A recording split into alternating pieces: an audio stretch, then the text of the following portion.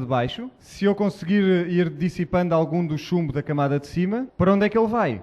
Para a camada de baixo. Depois envio esta rocha da camada de baixo para o laboratório, tem mais chumbo do que a camada de cima, a rocha de cima. O que é que eles vão dizer-me? Que é mais velha, que é mais antiga a camada de baixo. Portanto, tenho um relógio que não mantém a hora, não está acertado. Tenho um cronómetro que não para quando eu carrego, mas começa onde ele quer começar, nunca no zero. E não tenho garantia de que ele vai ser preciso na sua medição do tempo. Portanto, mesmo que eu consiga medir muito precisamente estas quantidades, quão bom é o meu relógio? É inútil. É patético. Portanto, que idade é que tem esta rocha? Eu vou dizer-vos qual é a idade da rocha. É relativo. É relativo ao nosso paradigma. Se querem acreditar que tem 6.000 anos, quem é que vos vai conseguir provar que não tem? E se quiserem acreditar que tem 600 milhões de anos, quem é que vai conseguir provar-vos que não tem? Portanto, não nos deixemos intimidar pela ciência. E vamos avançar um pouco mais. Estas são as camadas de rocha que encontramos que existiram no passado. As mais antigas em baixo, as mais recentes em cima. Tem lógica. E cada camada destas surgiu através de milhões de anos de sedimentação. Aqui vêm 3 camadas deste tipo de rochas. 1, 2, 3. A de baixo é milhões de anos mais antiga do que a seguinte, e a seguinte milhões de anos mais antiga que a de cima. E cada uma delas, em tempos, terá sido a superfície da Terra. Qual é o aspecto da de cima? Vêem? Qual é o aspecto dela? Porquê é que tem este aspecto? Por causa da erosão. Tem lógica. Ela está no topo, portanto tem de mostrar a erosão. Mas esta aqui é plana. Esta também é plana. Portanto, se esta de baixo algum dia esteve em cima, como é que ela deveria, qual era o aspecto que ela deveria ter? Devia ter um aspecto, mas não é esse aspecto que ela tem. Aqui vêm as camadas da coluna geológica e é uma camada plana no topo de cada uma, sempre. E cada uma delas, em tempos, terá sido o topo. Quando as outras não existiam, aquela era o topo. Em algumas áreas há uma camada de rocha que falta, o que é um grande problema para a ciência, porque eles atribuem uma data a cada camada de rocha. Portanto, no Grand Canyon temos um conjunto de camadas que faltam. Aqui temos cerca de 100 milhões de anos que faltam. Ali temos 30 milhões de anos que faltam. Eles dizem que a camada esteve lá em tempos. Porque eles sabem quanto tempo é que passou ali. Mas então onde é que ela está? Dizem que ela teve um processo de erosão nesta área, e a próxima camada apareceu e, portanto, não conseguimos encontrar esta camada intermédia. Como é que isso pode ter acontecido? Porque ela está presente noutras áreas. Vamos ver em mais detalhe. Vejamos estas camadas. Se houve um processo de erosão, teria de ser como este exemplo. E se pusermos algumas camadas por cima, devia ter este aspecto. Mas não é isto que nós vemos. O aspecto é o de baixo. Vêem esta camada amarela? Isto representa tempo. Vamos dizer 30 milhões de anos. E depois no Grand Canyon não está lá. Mas tem de ter estado lá porque senão faltam 30 milhões de anos. Dizem que houve um processo de erosão naquela área e a camada seguinte, a vermelha, apareceu em cima. Mas não há qualquer evidência de erosão aqui. Esta é a explicação científica. Deixem-me dar-vos outra explicação. Eu tenho 3 montes de lama, 2 grandes e um pequeno. Eu pego no grande e despejo ao longo da sala. E chega lá até atrás. Pego no saco pequeno e faço o mesmo, despejo ao longo da sala. E só chega aqui ao segundo ou terceiro banco. Pego no grande e volto a despejar por toda a sala. Okay. E volto a chegar até ao fundo da sala. Deixo secar tudo isto e depois faço um corte aqui na frente. Quantas camadas? 3 camadas. Faço um corte lá atrás. Quantas camadas? 2 camadas. Muito bem. E, portanto, houve 30 milhões de anos de erosão que tiraram a camada lá da parte de trás. É por isso que não está lá a camada. E desapareceu sem deixar vestígios. Esta é uma possibilidade.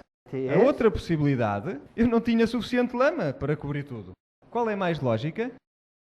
Mas o problema com esta explicação é que não temos... Não pode fazer nada que não dure milhões e milhões de anos. Não interessa se é lógico ou não, nós não queremos essa explicação. Estão a ver como é que as coisas acontecem? Vamos avançar. Estas são depósitos de carvão, são perfeitamente planos. Portanto, tudo é plano. Em 1929 houve um tremor de terra e houve uns fluxos de lama no oceano, nos Estados Unidos. Este é o aspecto de um fluxo de lama debaixo de água. Vejam um tremor de terra e a lama está a avançar. Está a fluir.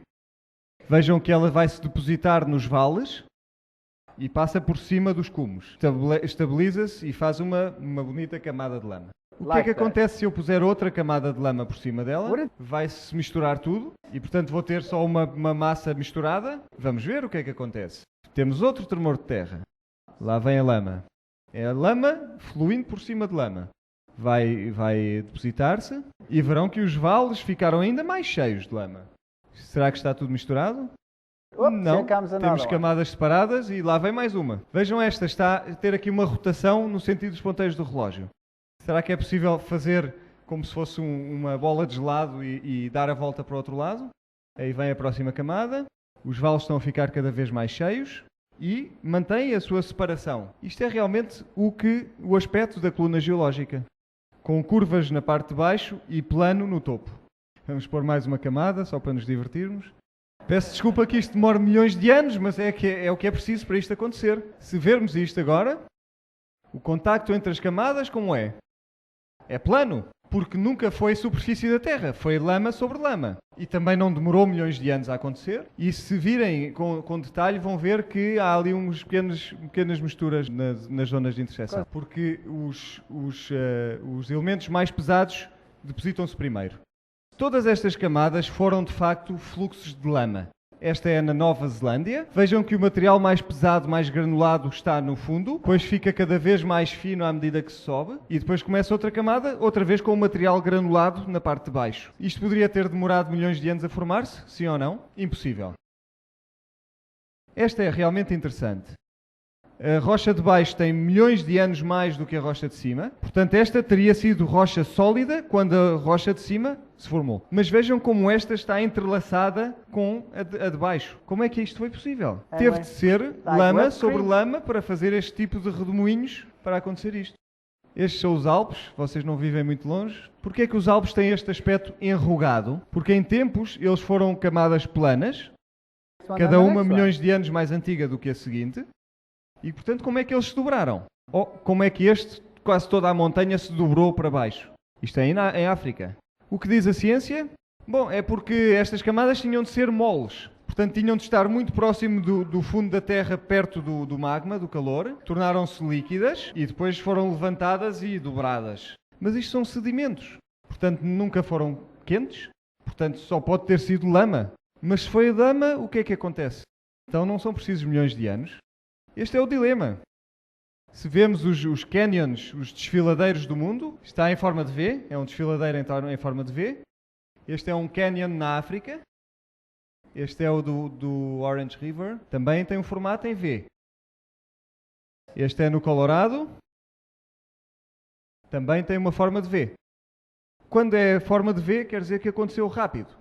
Porque senão começa a haver desmoronamentos num lado e depositados no outro lado. Não ficam V. E isto é publicado pelos geologistas nos jornais de geologia. O que é que são estes dois montes? Onde é que está o material que devia estar ali no meio? Desapareceu por efeito da erosão. E porquê é que estes dois não foram erodidos como o resto? Porquê é que eles se aguentam por ali? Só grandes quantidades de água é que podem fazer algo deste tipo. Temos água a passar por ali e antes de conseguir erodir tudo, a água parou de fluir. Aqui temos um pesadelo, temos uma montanha. Onde é que ela tem erosão? Normalmente no topo, não é? Deixem-me contar-vos uma história sobre os Himalaias. São muito altos os Himalaias e estão a ter processos de erosão a uma velocidade muito alta. Estão a ter erosão de 2 metros em cada 1000 anos que passam.